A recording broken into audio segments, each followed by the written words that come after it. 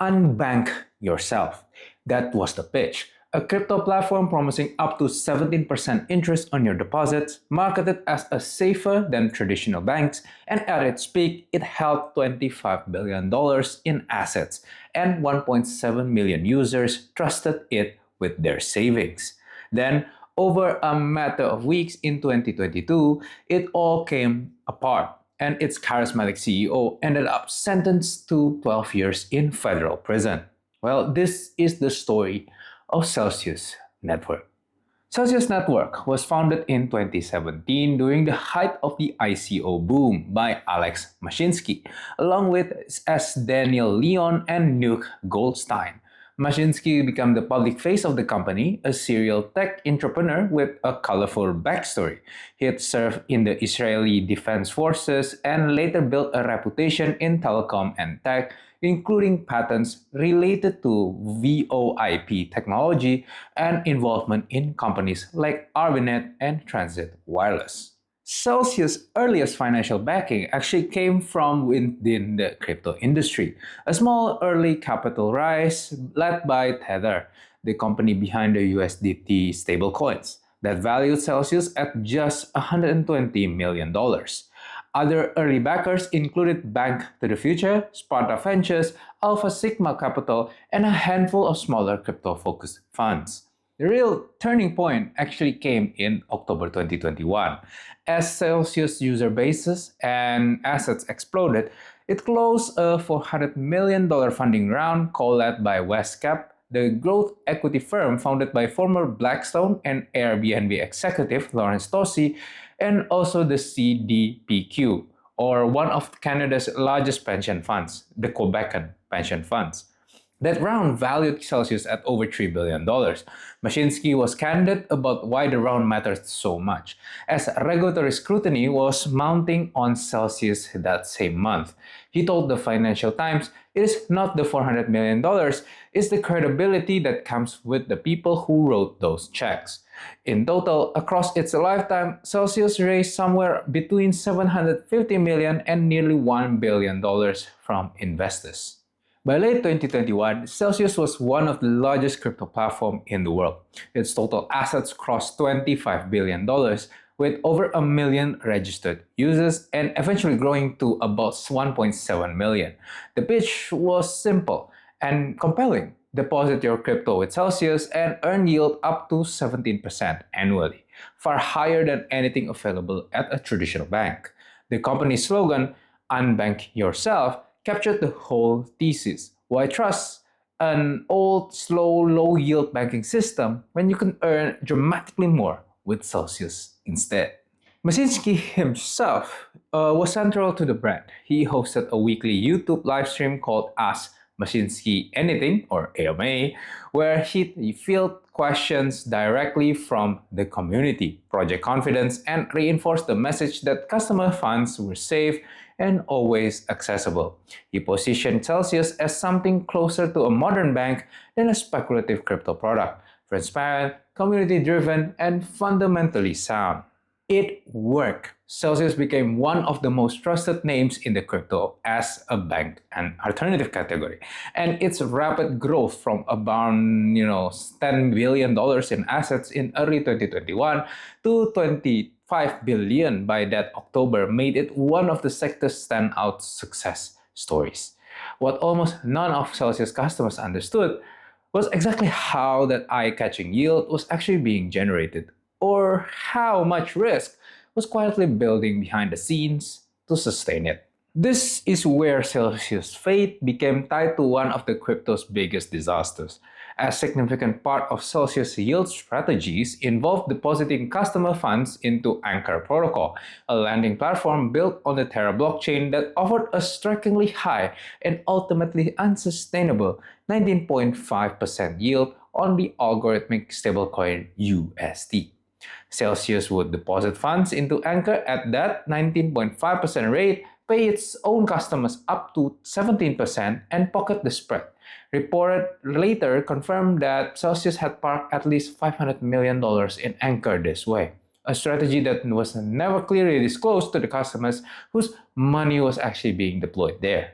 In May 2022, Terra's USD stablecoin catastrophically depegged and collapsed, taking its sister token Luna down with it, a roughly $40 billion implosion that sent shockwaves through the entire crypto industry. If you want to watch that video, I will put it in the cards above.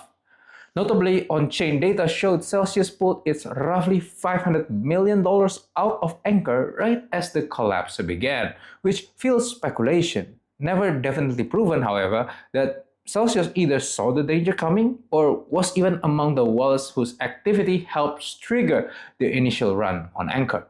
Mashinsky publicly maintained Celsius had only minimal exposure to the UST depeg.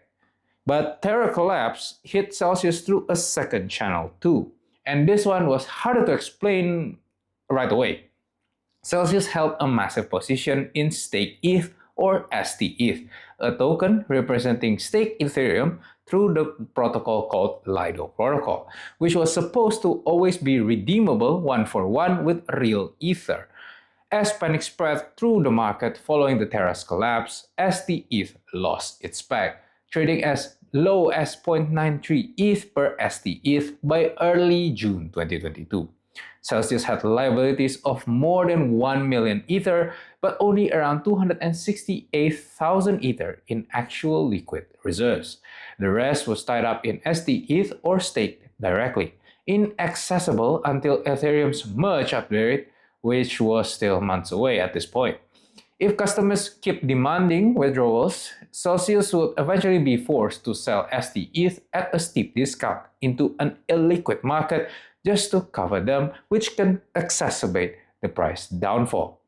Making matters worse, Terra's collapse also triggered the implosion of the hedge fund Three Arrows Capital, or formerly known as 3AC, in June 2022, which had borrowed heavily from multiple crypto lenders, including Celsius. When Three Arrows Capital defaulted, it compounded the liquidity crisis Celsius was already facing from its own Anchor and STETH exposure. In its later bankruptcy filings, Celsius itself would describe its liquidity crisis as the domino effect of Luna's collapse. So at this point, Celsius is getting squeezed. On the one hand, their collateral is slowly dwindling in the STETH case, while the lender, or who Celsius lent to, cannot pay the loan back. As late as June 10th, 2022, just 3 days before the freeze, Mashinsky went on his weekly AMA and told viewers Celsius had billions in liquidity immediately accessible to everyone. On June 12 to 13, 2022, Celsius abruptly froze all withdrawals, swaps, and transfers, citing extreme market conditions. No timeline was given from when or if customer funds would become accessible again. It was for many of the platform's 1.7 million users the moment their savings simply vanished from view. The fallout escalated quickly. On July 3rd, Celsius laid off roughly 23% of its workforce. On July 7th, DeFi firm KeyFi filed a lawsuit accusing Celsius of market manipulation and a total failure to hedge its exposure. KeyFi CEO publicly said Celsius' entire company's portfolio had naked exposure to the market. On July 13, 2022, Celsius filed for a Chapter 11 bankruptcy. Mashinsky stepped down as CEO in September 2022 under mounting pressures from creditors and regulators. What came out during the bankruptcy investigation and subsequent regulatory actions was damning. The Federal Trade Commission later detailed that Celsius had claimed to hold a $750 million deposit insurance policy. Well, it never actually had one. Executives had reportedly promised customers they could withdraw funds at any time, despite the platform never actually maintaining sufficient liquidity to make that true. So, they lie. Perhaps most seriously, prosecutors found that Mashinsky and other executives had spent hundreds of millions of dollars at times using customers' deposits without disclosing this to the customers, buying up Celsius' own sell tokens on the open market, artificially propping up its price. Celsius' own chief revenue officer, Ronnie Cohen-Pahon, later admitted in a message to Mashinsky that the value was fake and was based on us spending millions. While publicly denying he was selling his own cell holdings, Mashinsky was privately profiting from the inflated price he'd helped create.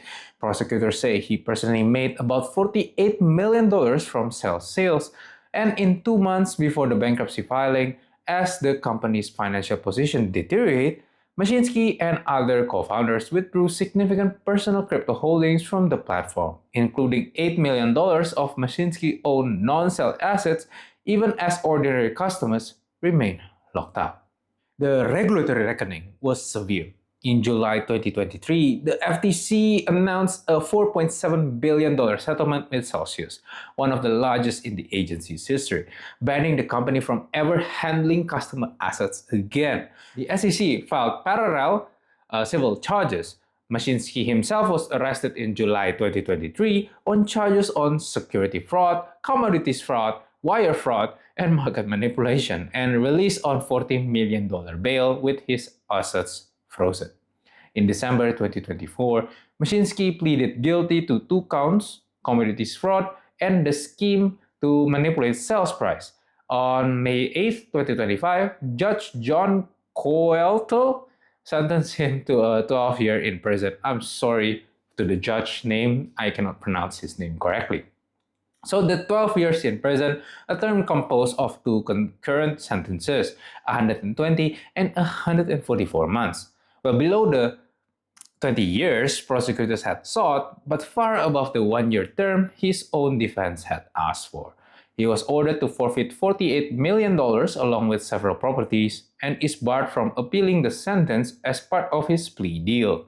He is required to self-report to prison, and if he serves the full term, will be 72 years old before release.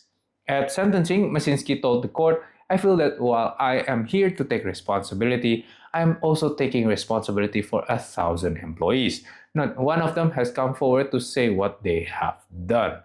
One victim's community member testified that nearly 250 victims had died before seeing any justice or compensation for their losses.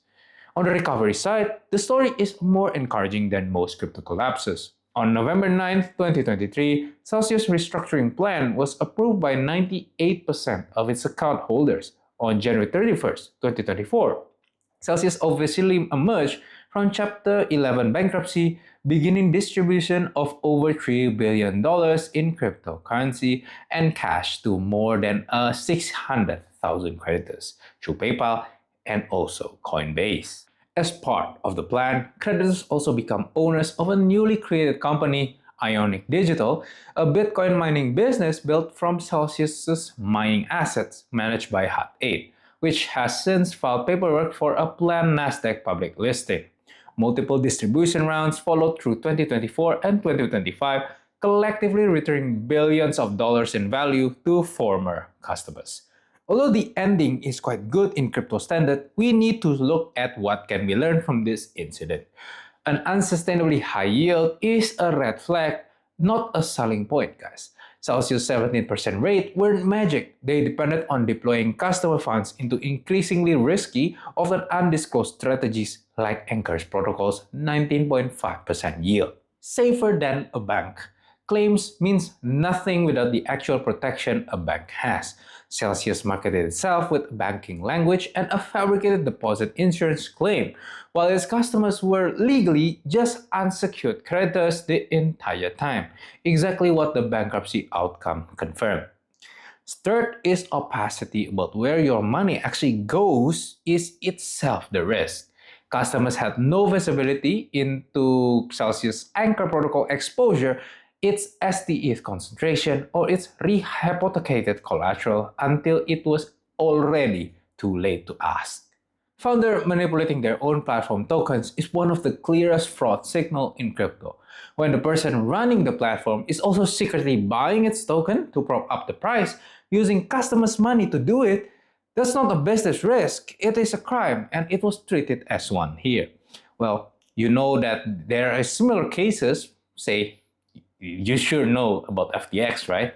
If you want to watch that video also, I will add that in the card below.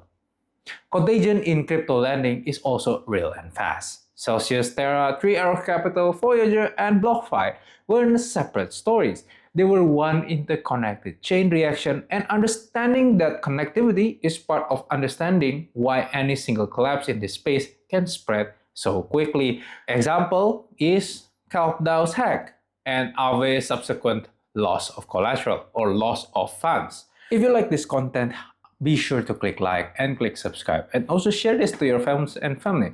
If you want more, you can check out both of this video. And anyways, stay safe guys, stay curious, and I'll see you guys next time.